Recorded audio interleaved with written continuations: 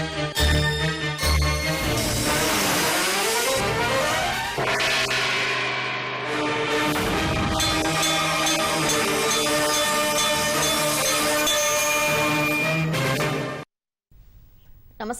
ఘంటారావానికి స్వాగతం. ముందుగా ప్రధాన అంశాలు.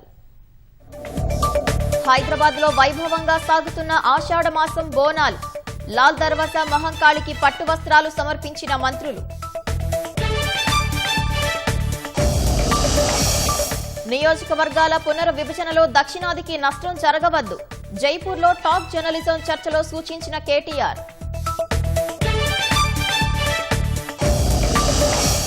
గాయకుడు రాహుల్ సిప్లిగంజ్ కు సర్కారు కోటి నజరానా. స్వయం కృషితో ఎదిగారంటూ సీఎం రేవంత్ ప్రశంసలు.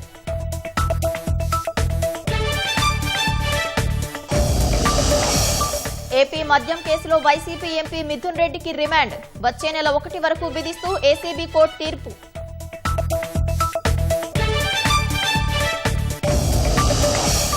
రేపటి నుంచి ప్రారంభం కానున్న పార్లమెంటు సమావేశాలు. అన్ని అంశాలపై చర్చకు సిద్ధమన్న కేంద్రం.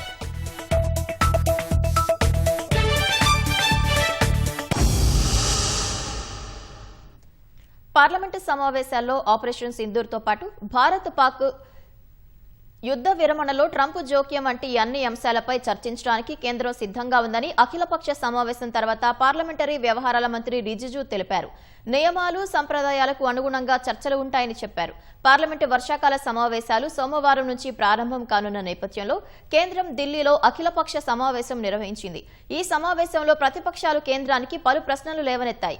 బీహార్లో ఓటర్ల జాబితా సమగ్ర సవరణ, ఆపరేషన్ సింధూర్ సమయంలో అమెరికా అధ్యక్షుడు ట్రంప్ ప్రకటించిన కాల్పుల విరమణ అంశాలపై ఆమ్ ఆద్మీ పార్టీ కేంద్రాన్ని ప్రశ్నించింది. ట్రంప్ పేర్కొన్న అంశాన్ని కాంగ్రెస్ సైతం ప్రస్తావించింది. అంతేకాకుండా పెహల్గాంలో భద్రతా వైఫల్యాన్ని లేవనెత్తింది. భారత విదేశాంగ విధానం విఫలమైందని సమాజ్వాదీ పార్టీ పేర్కొంది. ఆపరేషన్ సింధూర్ సమయంలో ఏ దేశం దీనికి మద్దతు ఇవ్వలేదని ఆరోపించింది. ఒడిశాలో శాంతి భద్రతలు కుప్పకూలాయని బీజేడీ ఆరోపించింది. ఒడిశాలో బీజేపీ ప్రభుత్వం విఫలమైందని, నిస్సహాయంగా మారిందని విమర్శించింది. పార్లమెంటు వర్షాకాల సమావేశాలు సోమవారం ప్రారంభమై ఆగస్టు 12 వరకు కొనసాగనున్నాయి. పార్లమెంటు వర్షాకాల సమావేశాలు సజావుగా సాగేలా చూడాల్సిన బాధ్యత జాతీయ పార్టీలైన కాంగ్రెస్, బీజేపీలపై ఉందని బీఆర్ఎస్ డిమాండ్ చేసింది. నదుల అనుసంధానంతో ఎదురయ్యే జల వివాదాలు, రైతు సమస్యలు, నియోజకవర్గాల పునర్విభజన అంశాలపై సమగ్ర చర్చ చేపట్టాలని ఆ పార్టీ ఎంపీ సురేష్ రెడ్డి అన్నారు. ఈ మేరకు ఢిల్లీలో కేంద్రం ఏర్పాటు చేసిన అఖిలపక్ష సమావేశంలో తమ గళం వినిపించారు. ప్రాంతీయ పార్టీల గొంతు నొక్కే విధంగా కేంద్రం వ్యవహరించొద్దని సూచించారు. కోఆర్డినేషన్తో సభ టైం వృధా కాకుండా అడ్జర్న్మెంట్స్ తగ్గించి ప్రజా సమస్యలపై చర్చించడం బాధ్యత అనేది చాలా ముఖ్యంగా ఈ ప్రధాన పార్టీలో ఉంటాయని చెప్పడంతో పాటు అనేకమైన రీజనల్ పార్టీస్ 2 సభల్లో సభ్యత్వం పొందిన పార్టీలు ఉన్నాయి. కాబట్టి వారికి సంఖ్యతో పాటు కొంచెం ఎక్కువ సమయం కేటాయిస్తే మా రాష్ట్ర సమస్యల్ని చర్చించడానికి అవకాశం ఉంటుందనే విషయాన్ని చాలా బలంగా వినిపించడం జరిగింది. బీఆర్ఎస్ పార్టీ తరఫున 3 ప్రధానమైన అంశాలను ఈ సభలో పెట్టడం జరిగింది. ఈ మీటింగ్ లో ఒకటి రివర్ వాటర్ డిస్ప్యూట్స్, నదుల అనుసంధానం పేరుతో నీటి దోపిడీ జరుగుతుంది. దాంట్లో ప్రధానంగా తెలంగాణకు తీరని అన్యాయం జరుగుతుందనే విషయాన్ని చెప్పడం జరిగింది. ఉత్తర భారతదేశ ఎంపీల సంఖ్యతో ఏర్పడే కేంద్ర ప్రభుత్వం దక్షిణ భారతదేశ ప్రయోజనాలు, ఆకాంక్షలకు అనుగుణంగా పనిచేసే అవకాశం ఉండదని బీఆర్ఎస్ కార్యనిర్వాహక అధ్యక్షుడు కేటీఆర్ అన్నారు. ఉత్తరప్రదేశ్ లాంటి ఒక్క రాష్ట్రం కేంద్ర ప్రభుత్వ ఏర్పాటులో కీలకంగా మారటం సమాఖ్య వ్యవస్థకు మంచిది కాదన్నారు. రాజస్థాన్లోని జైపూర్లో జరిగిన టాక్ జర్నలిజం చర్చా కార్యక్రమంలో ముఖ్య అతిథిగా కేటీఆర్ పాల్గొన్నారు. జనాభా నియంత్రణ అద్భుతంగా పాటించిన దక్షిణాది రాష్ట్రాలకు నియోజకవర్గ పునర్విభజనలో తీవ్ర నష్టం జరుగుతుందని ఆరోపించారు. అధికారం ఉందన్న అహంకారంతో హిందీని జాతీయ భాషగా బలవంతంగా రుద్దుతామంటే చూస్తూ ఊరుకునేది లేదన్నారు. ఈ విషయంలో తెలంగాణలోని ప్రధాన రాజకీయ పార్టీలన్నీ ఏకాభిప్రాయంతోనే ఉన్నాయని స్పష్టం చేశారు. బీహార్లో జరుగుతున్న ఎన్నికల సర్వేపై స్పందించిన కేటీఆర్, ప్రజాస్వామ్య దేశమైన ఇండియాలో అర్హత కలిగిన ఏ ఒక్క వ్యక్తి కూడా తన ఓటు హక్కును కోల్పోకూడదన్నారు. The first port of call always in a democracy is mostly MLA, not MP. अगर delimitation ही करना है तो आप MLAs का संख्या बढ़ा दीजिए. But MPs keep them proportionate to what they are right now. Political parties start feeling that the Hindi belt will decide who's going to be the prime minister. Then the entire focus, the entire concentration would be on making policies which suit the Hindi belt, and rest of India will be left in the lurch. See, we don't trust the union government. I'll tell you why. और Andhra Pradesh reorganisation act को पास किया parliament ने. Parliament में ये वादा किया गया था एक्ट के तहत डिलिमिटेशन किया जाएगा आंध्रा और तेलंगाना में और इस संख्या बढ़ाई जाएगी एमएलएस. 11 साल हो गया. उनको जहां पॉलिटिकल फायदा पहुंचता है वहां जरूर करते हैं. जम्मू एंड कश्मीर में कर दिया डिलिमिटेशन. उनको जहां पॉलिटिकल फायदा पहुंचता है वहां काम करते हैं. उनको जहां पॉलिटिकल फायदा नुकसान पहुंचता है तो नहीं करते हैं. तेलंगाना में तो उनका कुछ पकड़ नहीं है तो नहीं कर रहे हैं. ఆంధ్రప్రదేశ్ మద్యం కుంభకోణం కేసులో వైసీపీ ఎంపీ మిథున్ రెడ్డికి ఏసీబీ కోర్టు ఆగస్టు 1 వరకు రిమాండ్ విధించింది. మద్యం కుంభకోణం కేసులో మిథున్ రెడ్డి పాత్రపై స్పష్టమైన ఆధారాలు ఉన్నాయని సిట్ స్పష్టం చేసింది. ఆయన అరెస్టుకు 29 కారణాలను చూపింది. మిథున్ రిమాండ్ను ఆయన న్యాయవాదులు వ్యతిరేకించలేదు. కోర్టు రిమాండ్ విధించడంతో మిథున్ రెడ్డిని రాజమండ్రి సెంట్రల్ జైలుకు తరలించారు. వైసీపీ హయాంలో జరిగిన మద్యం కేసులో 4వ నిందితుడైన ఎంపీ మిథున్ రెడ్డిని నిన్న అరెస్టు చేసిన సిట్ అధికారులు ఇవాళ వైద్య పరీక్షల అనంతరం విజయవాడ ఏసీబీ కోర్టు న్యాయమూర్తి ఎదుట హాజరుపరిచారు. సిట్ తరపున న్యాయవాది కోటేశ్వరరావు, మిథున్ రెడ్డి తరపున సీనియర్ న్యాయవాది నాగార్జున రెడ్డి వాదనలు వినిపించారు. మద్యం కేసులో మిథున్ రెడ్డిది కీలక పాత్ర అని సిట్ తరపు న్యాయవాదులు వాదించారు. మద్యం కేసు మనీ ట్రయల్లో మిథున్ రెడ్డి పాత్రపై స్పష్టమైన ఆధారాలు ఉన్నాయని వివరించారు. మద్యం కుంభకోణంలో మిథున్ రెడ్డి అరెస్టుకు 29 కారణాలను సిట్ అధికారులు కోర్టుకు నివేదించారు. సెక్షన్ 409, 420, 120B, రెడ్ విత్ 34, 37 సెక్షన్ల కింద కేసులు నమోదు చేశారు. అవినీతి నిరోధక చట్టం కింద 7, 7A, 8, 13, 1B, 13, 2 కేసులు పెట్టారు. MP Mithun Reddy ground of అరెస్టులోనూ సిట్ కీలక అంశాలు ప్రస్తావించింది. మద్యం కుంభకోణం కేసులో మిథున్ రెడ్డి నేరం చేసినట్లు ప్రాథమికంగా గుర్తించినట్లు పేర్కొంది. మద్యం కేసు మొదలు అమలు వరకు మిథున్ రెడ్డి ప్రధాన కుట్రదారు అని స్పష్టం చేసింది. మద్యం స్కామ్లో A3గా ఉన్న ప్రభుత్వ ఉద్యోగి సత్యప్రసాద్ కు నాన్ కేడర్ IAS గా పదోన్నతి ఇస్తామని లోభపెట్టి ఆయనతో కుట్ర అమలు చేయించారని సిట్ వివరించింది. ఈ కేసులో A2 వాసుదేవరెడ్డి, A3 సత్యప్రసాద్లను మిథున్ రెడ్డి నేరుగా ప్రభావితం చేశారని సిట్ పేర్కొంది. వైసీపీ హయాంలో ఎక్సైజ్ శాఖలో వాసుదేవరెడ్డి, సత్యప్రసాద్ కీలక బాధ్యతల్లో ఉన్నారని సిట్ గుర్తు చేసింది.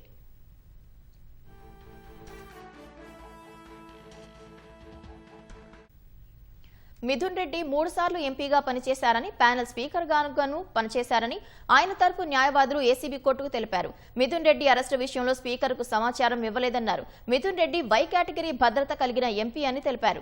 రిమాండ్పై అభ్యంతరం చెప్పని మిథున్ రెడ్డి తరపు న్యాయవాదులు ఆయనకు రిమాండ్ విధిస్తే భద్రతా దృష్ట్యా నెల్లూరు జైలులో ప్రత్యేక బ్యారక్ కేటాయించాలని కోరారు. మిథున్ రెడ్డిని గుంటూరు సబ్ జైలుకు రిమాండ్కు ఇవ్వాలని సిట్ న్యాయవాదులు జడ్జిని కోరారు. పోలీస్ కస్టడీకి తీసుకోవాల్సి ఉన్నందున సబ్ జైలులో రిమాండ్ ఇవ్వాలని కోర్టును కోరారు. ఇరువైపులా వాదనలు విన్న న్యాయమూర్తి మిథున్ రెడ్డికి ఆగస్టు 1 వరకు రిమాండ్ విధిస్తూ ఆదేశాలిచ్చారు. రాజమండ్రి సెంట్రల్ జైలుకు తరలించారని ఉత్తర్వుల్లో పేర్కొన్నారు. మద్యం కుంభకోణం కేసులో మిథున్ రెడ్డితో కలిపి ఇప్పటి వరకు 12 మందిని సిట్ అరెస్టు చేసింది. వీరందరినీ ఆగస్టు 1న కోర్టులో ప్రవేశపెట్టనుంది.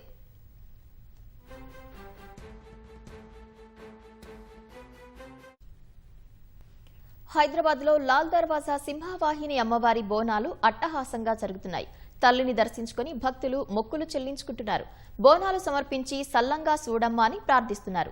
తెల్లవారుజాము కుమ్మరి బోనం సమర్పించడంతో మహంకాళి బోనాలు ప్రారంభమయ్యాయి.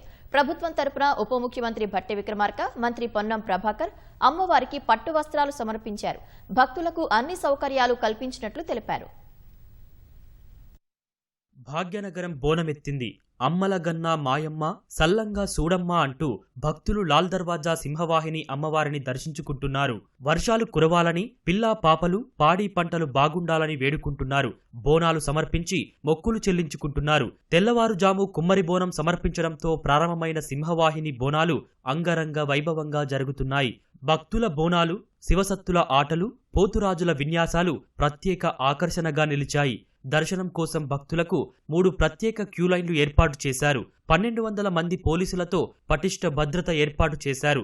300 సీసీ కెమెరాలతో జాయింట్ కమాండ్ కంట్రోల్ రూమ్ ద్వారా ప్రత్యేకంగా పర్యవేక్షిస్తున్నారు. ప్రభుత్వం తరపున ఉప ముఖ్యమంత్రి భట్టి విక్రమార్క, మంత్రి పొన్నం ప్రభాకర్ అమ్మవారికి పట్టు వస్త్రాలు సమర్పించారు. పీసీసీ అధ్యక్షుడు సహా కాంగ్రెస్ పార్టీ పలువురు ఎంపీలు, ఎమ్మెల్యే, ఎమ్మెల్సీలు సహా పలువురు నేతలు అమ్మవారిని దర్శించుకున్నారు. ఆలయ అభివృద్ధికి కావాల్సిన నిధులు అందిస్తామని డిప్యూటీ సీఎం భట్టి విక్రమార్క భరోసా ఇచ్చారు. రాష్ట్రాన్ని అగ్రపథాన నిలపాలని అమ్మవారిని కోరుకున్నట్లు తెలిపారు.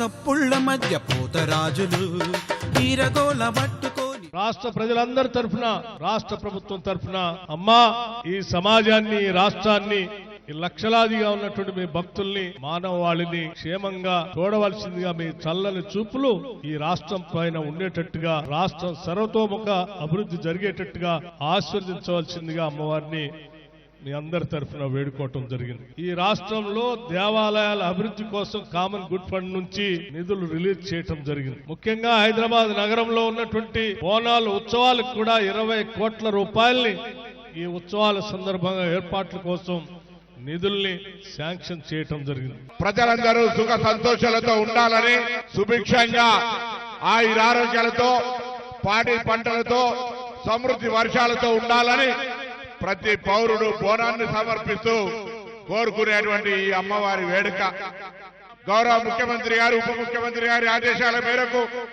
ఎక్కడ కూడా హైదరాబాద్ బోనాల ఏర్పాట్లో అటు రెవెన్యూ అధికారులు గాని, దేవాదాయ శాఖ గాని, పోలీస్ శాఖ సమన్వయంతో జిహెచ్ఎంసీతో సహా అందరూ కూడా ఎక్కడ కూడా భక్తులకు అసౌకర్యం లేకుండా భక్తుల యొక్క సహకారంతో మాత్రమే సాధ్యమైంది. 4వ ఆదివారాన నిర్వహించే ఈ వేడుకల్లో అమ్మవారికి మాజీ గవర్నర్ బండారు దత్తాత్రేయ బంగారు బోనం సమర్పించారు. కేంద్ర మంత్రి బండి సంజయ్, బీజేపీ ఎంపీ లక్ష్మణ్, మాధవిలత మహంకాళిని దర్శించుకున్నారు. TTD chairman BR Naidu, Hyderabad collector Harichandana అమ్మవారికి బోనం సమర్పించి ప్రత్యేక పూజలు చేశారు. రాష్ట్ర ప్రజలంతా సుఖశాంతులతో తులతూగాలని, ఆయురారోగ్యాలు చేకూర్చాలని వేడుకున్నామన్నారు. అప్పుడెప్పుడు గత కాలంలో ప్లేగు వ్యాధి వస్తే ఆ ప్లేగు వ్యాధి నుంచి కాపాడు తల్లి. ఈ ప్లేగు వ్యాధి వల్ల ప్రజల ప్రాణాలు పిట్టల్లా రాలిపోతున్నాయి. ఈ ప్లేగు వ్యాధి నుంచి ప్రజల ప్రాణాలు కాపాడితే నీకు దేవాలయాన్ని నిర్మించి నీకు నైవేద్యం బోనం సమర్పిస్తామని చెప్పి ఆ రోజు వీర జవాన్లు భాగ్యనగర్ ప్రజలంతా ఆ తల్లిని వేడుకుంటే ఆ తల్లి కరుణించి ఇలా ప్లేగు వ్యాధి నుంచి ప్రజలను కాపాడింది. కాబట్టే వాళ్ళు సికింద్రాబాద్లో అమ్మవారి గుడిని నిర్మించి అలా బోనాలు సమర్పించి ఇలా బోనాల పండుగ చేసుకుంటున్నాం. తరాలు అంతరాలు ఏర్పడ్డా ఈ బోనాల పండుగ మాత్రం తరాల నుంచి వస్తున్నది. ఒక పండుగ వాతావరణం మనం చేసుకుంటున్నాం.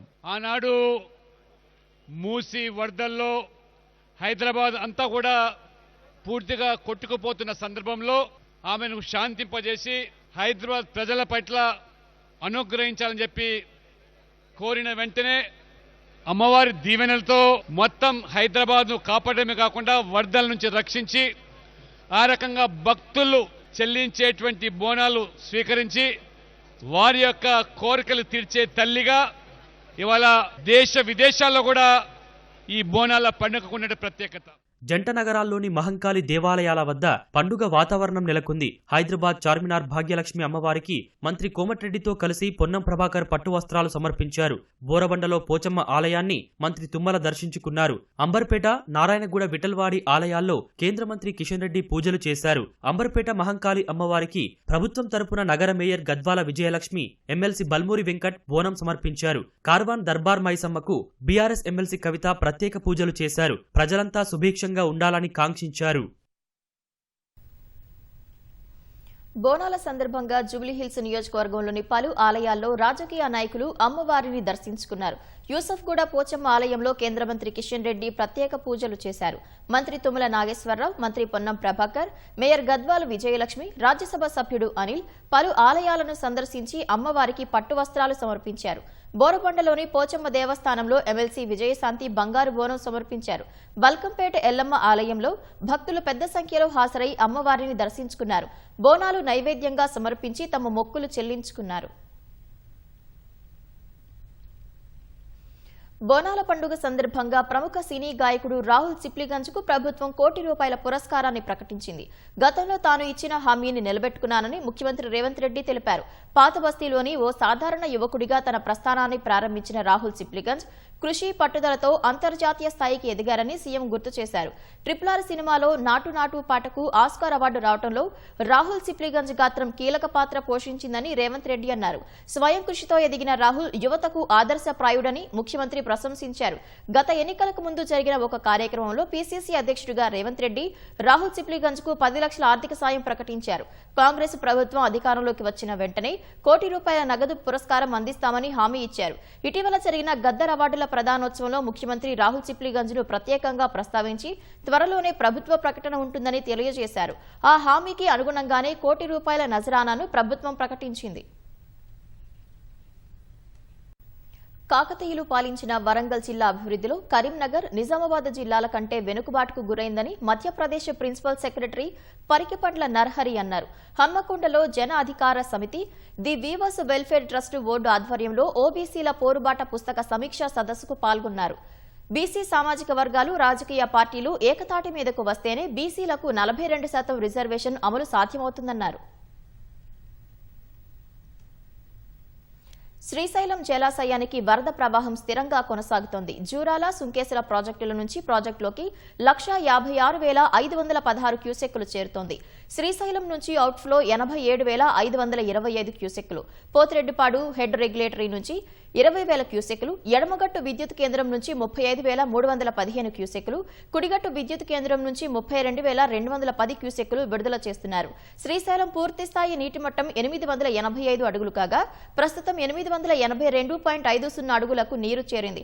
ప్రాజెక్టు పూర్తిస్థాయి నీటి నిల్వ సామర్థ్యం 215.80 టీఎంసీలు కాగా ప్రస్తుతం 201.58 టీఎంసీలుగా కొనసాగుతోంది. ట్రేడ్ ఇన్వెస్ట్మెంట్ పేరిట అధిక లాభాలు ఆశ చూపి కోట్లు కాజేసిన ముఠాను సైబర్ సెక్యూరిటీ బ్యూరో పోలీసులు అరెస్టు చేశారు. మహమ్మద్ రజీయుద్దీన్, మహమ్మద్ వాలీవుల్లా, మహమ్మద్ జుబైర్ ఖాన్ ను పోలీసులు అరెస్టు చేయగా కేసులో కీలకంగా వ్యవహరించిన mule account holder Sai Amarnath ను ఇప్పటికే అరెస్టు చేసి రిమాండ్కు తరలించారు. నిందితుల విచారణలో విస్తుపోయే విషయాలు వెలుగులోకి వచ్చాయి. మోసాలకు సహకరిస్తున్న ముఠాకు సాయి అమర్నాథ్ కీలక సాధనంగా మారాడని పోలీసులు గుర్తించారు. 2021లోనే క్యామ్ జూమ్ సర్వీసెస్ పేరిట బ్యాంకు ఖాతా తెరిచి ఆ వివరాలను సైబర్ నేరగాళ్లకు అందించాడు. సైబర్ నేరాల ద్వారా సంపాదించిన డబ్బును ఆ ఖాతాలో జమ చేసి తర్వాత వేరే ఖాతాలకు మళ్లించేవారని వివరించారు. సాయి అమర్నాథ్ పై ఇప్పటికే పలు రాష్ట్రాల్లో 14 కేసులు ఉన్నట్లు పోలీసులు గుర్తించారు. బాధితుడిని బ్లాక్ ట్రేడింగ్, ఐపీఓలో పెట్టుబడి పెట్టాలని సూచించారు. ఆ మాటలు నమ్మిన బాధితుడు 3.24 కోట్లు నిందితులకు బదిలీ చేశాడు. ఆ పెట్టుబడిలోంచి 5 లక్షలు విత్డ్రా చేసుకున్నారు. ఆ తర్వాత మరోసారి విత్డ్రా చేసుకునేందుకు యత్నించగా లావాదేవీ విజయవంతమైన, ఖాతాలో డబ్బు జమ కాలేదు. మోసపోయినట్లు గ్రహించి పోలీసులకు ఫిర్యాదు చేశాడు. నిందితులు బజాజ్ ఫిన్ సెక్యూరిటీస్ లిమిటెడ్ పేరిట వాట్సాప్ గ్రూప్ ఏర్పాటు చేసి బాధితుడిని అందులో చేర్చి మోసానికి పాల్పడ్డారని తేల్చారు. కాజేసిన మొత్తాన్ని క్రిప్టో కరెన్సీగా మార్చి మనీ లాండరింగ్ కు పాల్పడినట్లు విచారణలో తేలింది. ఆ కేసులో ప్రధాన నిందితుడు ప్రస్తుతం కంబోడియాలో ఉన్నట్లు పోలీసులు గుర్తించారు. దేశంలో మలేరియాను రూపుమాపేందుకు Indian Council of Medical Research ICMR మరో ముందడుగు వేసింది. ఈ మేరకు అడ్ఫాల్సివాక్స్ అనే బహుళ దశల స్వదేశీ రీకాంబినెంట్ చిమరిక్ మలేరియా వ్యాక్సిన్ ను అభివృద్ధి చేస్తోంది. National institute of malaria research ద్వారా బయోటెక్నాలజీ విభాగం, నేషనల్ ఇన్స్టిట్యూట్ ఆఫ్ ఇమ్యునాలజీ భాగస్వామ్యంతో ICMR ఈ వ్యాక్సిన్ ను అందుబాటులోకి తెచ్చే ప్రయత్నం చేస్తోంది. అడ్ఫాల్సివాక్స్ అనేది మలేరియాను కలిగించే ప్లాస్మోడియం పరాన్నజీవి రక్తంలో ఉన్న 2 క్లిష్టమైన దశలను లక్ష్యంగా రూపొందించిన మొట్టమొదటి చివరిక్ మలేరియా వ్యాక్సిన్. ఇది మానవులను మలేరియా సంక్రమణ నుంచి రక్షించడం సహా వ్యాధి వ్యాప్తిని తగ్గిస్తున్నట్లు గుర్తించింది. ICMR రూపొందించిన ఈ వ్యాక్సిన్ ప్రాథమిక దశల్లో మంచి ఫలితాన్ని చూపింది. ప్రస్తుతం ఉన్న సింగిల్ స్టేజ్ వ్యాక్సిన్ల కంటే అడ్ఫాల్సివాక్స్ ద్వారా మరిన్ని ప్రయోజనాలు ఉన్నట్లు ప్రాథమిక దశ డేటా చెబుతోంది. మానవుల్లో దీర్ఘకాలిక రోగ నిరోధక శక్తిని పెంచి మలేరియా నిర్మూలనకు దోహదపడుతుంది. ప్రస్తుతం ఈ వ్యాక్సిన్ పరిశోధన దశలోనే ఉంది.